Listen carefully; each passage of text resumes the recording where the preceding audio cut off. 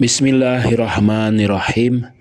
Alhamdulillahirabbil alamin wassalatu wassalamu ala sayyidina Muhammadin wa ala ahli baitit thayyibin tahirin wa ala ashabihil muntajabin.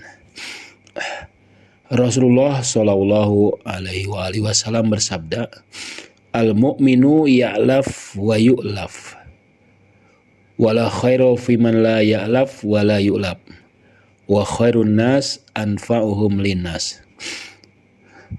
Al-mu'minu, orang mukmin itu ya'laf, mudah akrab, mudah bergaul, mudah mendekati, wa yu'laf, dan juga mudah didekati, mudah diakrabi.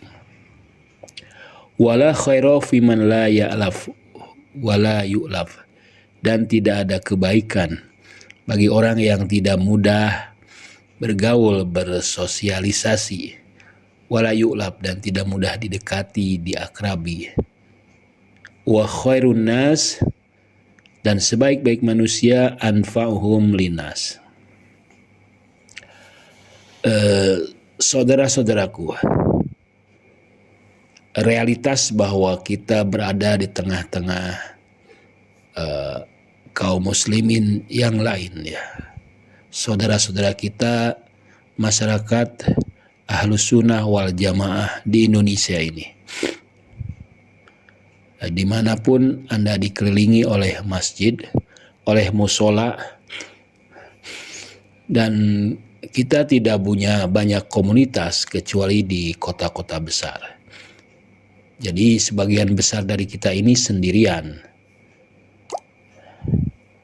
Kalau kita mau sendirian, terisolasi diri, ya kita melakukan ritual ibadah di musola, dan itu kurang berkah karena kita disuruh untuk bergaul dekat dengan kaum muslimin Ahlus Sunnah wal Jamaah.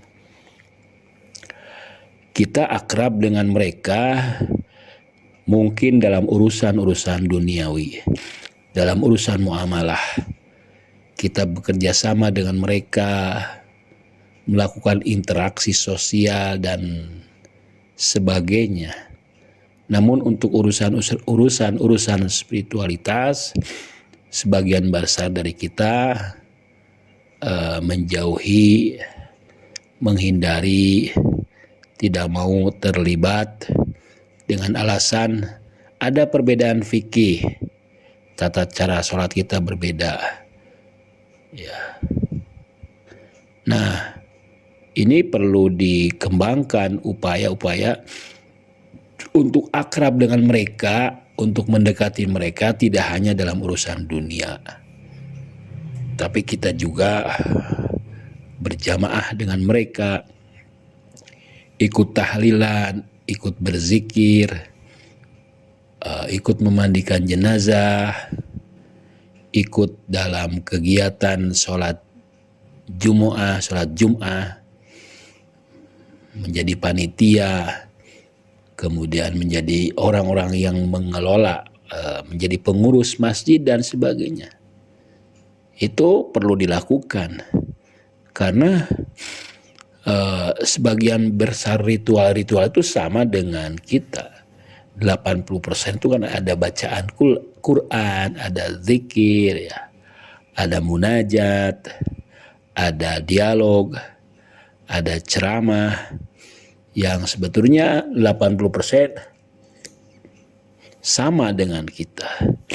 Dibandingkan Anda sendirian di rumah dengan keluarga Anda, Anda akan merasakan kehampaan karena tidak ada dimensi sosial. Dimensi ritual itu harus ada dimensi sosial.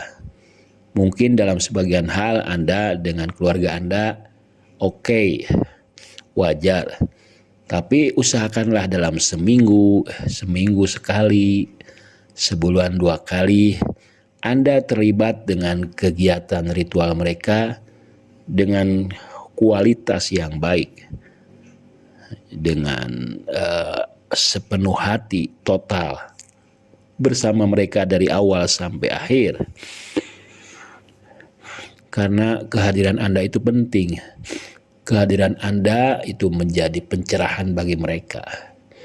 Kehadiran Anda pasti memberikan sesuatu.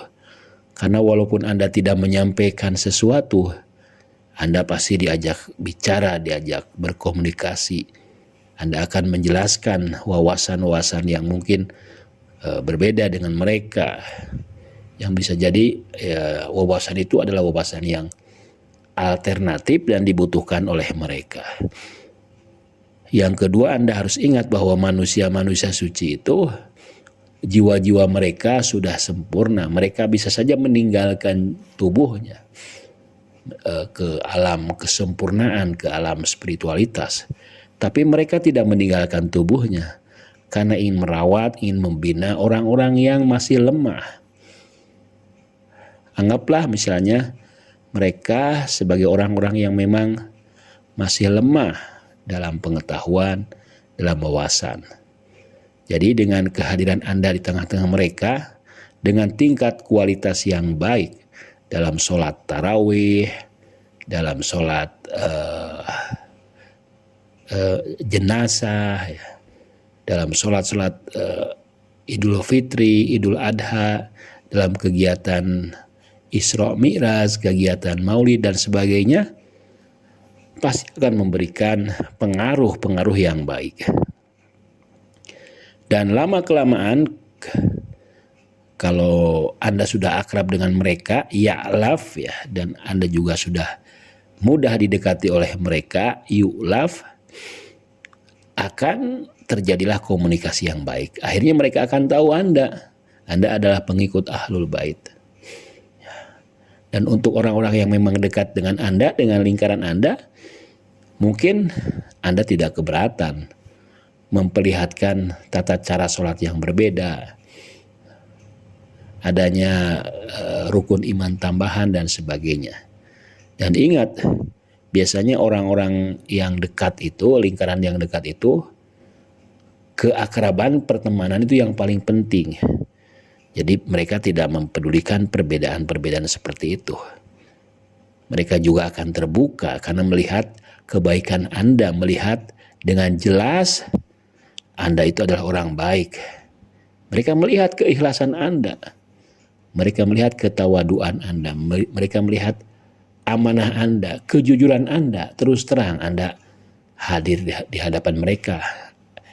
Di pelupuk mata mereka, gerak-gerik Anda itu dilihat. Dan kita bisa, jika memang diperlukan, kita bisa melakukan taqiyah dalam rangka harmonisasi, dalam rangka upaya merajut persahabatan dan mereka. Sebetulnya ritual-ritual itu tidaklah kontra sekali. Ritual ibadah kita, keyakinan kita itu bukan untuk memisahkan dengan kaum muslimin yang lain, tapi untuk menyatukan. Jadi banyak hal yang bisa Anda lakukan. Ritual-ritual di Ahlul Bait kan banyak dan berkualitas. Anda bisa menawarkan suatu hari mungkin mereka tertarik. Jadi bergaullah dengan mereka sehingga mereka bisa melihat Anda, kejujuran Anda, dan itu bermanfaat bagi mereka. Imam Ali mengatakan, khalitun nas mukhalatotan. Bergaullah dengan orang, dekatlah dengan orang, akrablah dengan orang, dengan cara in bakautum hannu. Jika kalian berada di tengah-tengah mereka, mereka rindu, mereka merasa senang. Mereka mencintai Anda karena cara Anda bergaul sangat luar biasa. Wa in mitum, tapi kalau kalian meninggalkan mereka, mati, Anda mati, mereka itu bakau, mereka merasa kehilangan Anda. Mereka merasa sedih karena Anda adalah orang yang bermanfaat. Dan tentang ciri-ciri orang-orang para pengikut Al-Bait, dalam riwayat disebutkan bahwa mereka adalah orang yang paling alim, ya. Mereka adalah orang yang paling dermawan, ya. Paling berguna bagi masyarakatnya. Wassalamualaikum warahmatullahi wabarakatuh.